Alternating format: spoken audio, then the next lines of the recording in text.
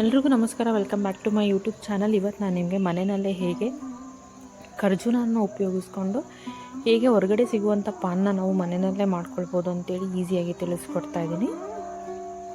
ಬನ್ನಿ ಆಗಿದ್ರೆ ವಿಡಿಯೋನ ಶುರು ಮಾಡೋಣ. ಯಾರೆಲ್ಲ ನನ್ನ ಚಾನಲ್ನ ಇನ್ನೂ ಸಬ್ಸ್ಕ್ರೈಬ್ ಮಾಡ್ಕೊಂಡಿಲ್ಲ ಸಬ್ಸ್ಕ್ರೈಬ್ ಮಾಡ್ಕೊಳ್ಳಿ ಅಂತ ಹೇಳ್ತಾ ಇವತ್ತಿನ ವಿಡಿಯೋನ ಶುರು ಮಾಡ್ತಾ ಇದ್ದೀನಿ. ಮೊದಲಿಗೆ ನಾನಿಲ್ಲಿ 2 ಖರ್ಜೂರನ ತೊಗೊಂಡು ಅದನ್ನು ಸ್ಲಿಟ್ ಮಾಡಿಕೊಂಡು ಅದರೊಳಗಡೆ ಇರುವಂಥ ಬೀಜಗಳನ್ನು ನಾನಿಲ್ಲಿ ತೊಗೊಂಡು ಅದನ್ನು 2 ಭಾಗಗಳಾಗಿ ಮಾಡ್ಕೊಂಡಿದ್ದೀನಿ. ನಂತರ ನಾನಿಲ್ಲಿ 4 ರಿಂದ 5 ವೀಳ್ಯದೆಲೆಯನ್ನು ತೊಗೊಂಡು ಅದರದ್ದು ತೊಟ್ಟನ್ನು ಮುರಿದು ವೀಳ್ಯದೆಲೆಗಳನ್ನು ನಾನಿಲ್ಲಿ ಸಣ್ಣ ಸಣ್ಣದಾಗಿ ಮುರ್ಕೊಳ್ತಾ ಇದ್ದೀನಿ.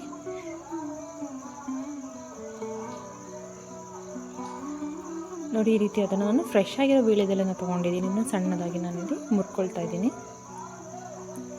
ನೀವು ಚಾಕು ಮುಖಾಂತರ ಕೂಡ ಬೇಕಾಗಿದ್ದನ್ನ ಸಣ್ಣ ಸಣ್ಣದಾಗಿ ಕಟ್ ಮಾಡ್ಕೊಳ್ಬೋದು.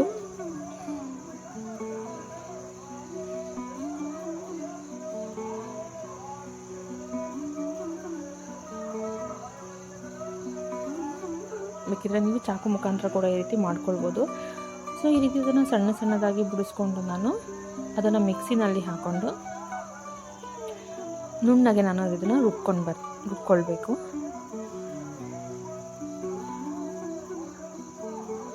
ಸೊ ಇದನ್ನು ನಾವು ಚೆನ್ನಾಗಿ ನುಣ್ಣಗೆ ರುಬ್ಕೊಂಡು ಅದನ್ನು ನಾನು ಪ್ಲೇಟಿಗೆ ಹಾಕೊಳ್ತಾ ಇದ್ದೀನಿ.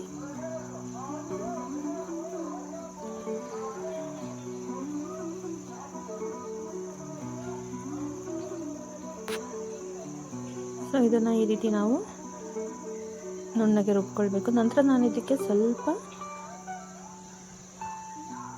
ಇದಕ್ಕೆ ಒಣ ದ್ರಾಕ್ಷಿಯನ್ನು ಸೇರಿಸ್ಕೊಂಡಿದ್ದೀನಿ. ಹಾಗೆ ಸ್ವಲ್ಪ ಸುಣ್ಣ ಕೂಡ ಹಾಕ್ಕೊಳ್ತಾ ಇದ್ದೀನಿ. ಸುಣ್ಣ ಆಪ್ಷನಲ್, ನಿಮಗೆ ಕಲರ್ ಬೇಕಂತಂದರೆ ನೀವು ಅದನ್ನು ಹಾಕೋಬೋದು, ಇಲ್ಲಾಂದರೆ ಅದನ್ನು ನೀವು ಸ್ಕಿಪ್ ಮಾಡ್ಬೋದು.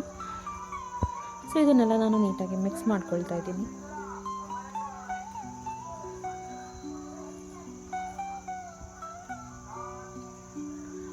ಸೊ ಇದನ್ನು ನೀವು ನೀಟಾಗಿ ಮಿಕ್ಸ್ ಮಾಡ್ಕೊಳ್ಬೇಕು.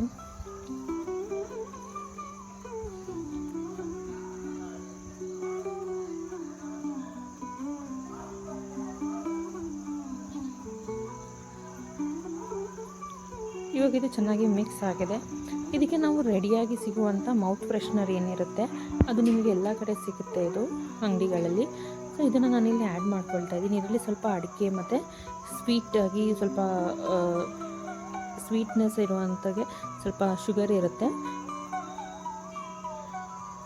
ಮತ್ತು ಜೀರಿಗೆ ಪೆಪ್ಪರ್ಮೆಂಟ್ ಕೂಡ ಇರುತ್ತೆ. ಇದನ್ನೆಲ್ಲ ನಾನಿಲ್ಲಿ ಮಿಕ್ಸ್ ಮಾಡ್ಕೊಳ್ತಾ ಇದ್ದೀನಿ. ನೀವು ಬೇಕಿದ್ರೆ ಮನೆಯಲ್ಲಿ ಅಡಿಕೆನ ಸಣ್ಣದಾಗಿ ಚೂರು ಮಾಡಿಕೊಂಡು ಅದನ್ನು ಕೂಡ ನೀವು ಆ್ಯಡ್ ಮಾಡ್ಕೋಬೋದು, ಮತ್ತು ಶುಗರ್ನ ಕೂಡ ನೀವಿಲ್ಲಿ ಆ್ಯಡ್ ಮಾಡ್ಕೊಳ್ಬೋದು. ಇವಾಗ ಇದು ಪಾನ್ ರೆಡಿಯಾಗಿದೆ. ಇದಕ್ಕೆ ನನಗೇನು ಆಲ್ರೆಡಿ ಕಟ್ ಮಾಡಿ ಇಟ್ಕೊಂಡಿದ್ನಲ್ಲ ಅದಕ್ಕೆ ನಾನು ಇದನ್ನು ಫಿಲ್ ಮಾಡ್ತಾ ಇದ್ದೀನಿ. ನಾವೇನು ಖರ್ಜೂರ ಕಟ್ ಮಾಡಿ ಇಟ್ಕೊಂಡಿದ್ವಿ ಅದಕ್ಕೆ ಇದನ್ನು ನಾನು ಫಿಲ್ ಮಾಡ್ತಾ ಇದ್ದೀನಿ. ಮತ್ತು ಮೇಲ್ಗಡೆನೂ ಕೂಡ ನಾನು ಅದೇ ಖರ್ಜೂರನ್ನು ಇಟ್ಟು ಕವರ್ ಮಾಡ್ತಾ ಇದ್ದೀನಿ.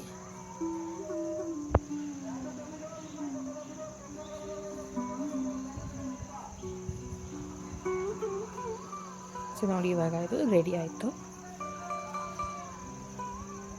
ಇದೇ ರೀತಿ ನಾನು ಇನ್ನೊಂದು ಖರ್ಜೂರಕ್ಕೂ ಫಿಲ್ ಮಾಡ್ತಾ ಇದ್ದೀನಿ. ಅದನ್ನು ನೀಟಾಗಿ 2 ಕಡೆನೂ ಬೇಕಿದ್ರೆ ನೀವು ಸ್ಟಫ್ ಮಾಡ್ಕೋಬೋದು. ನೋಡಿ, ಈ ರೀತಿ ಅದನ್ನು ಕವರ್ ಮಾಡ್ಕೊಳ್ತಾ ಇದ್ದೀನಿ. ನೋಡಿ, ಇವಾಗ ಖರ್ಜೂರದ ಪಾನ್ ರೆಡಿ ಆಯಿತು.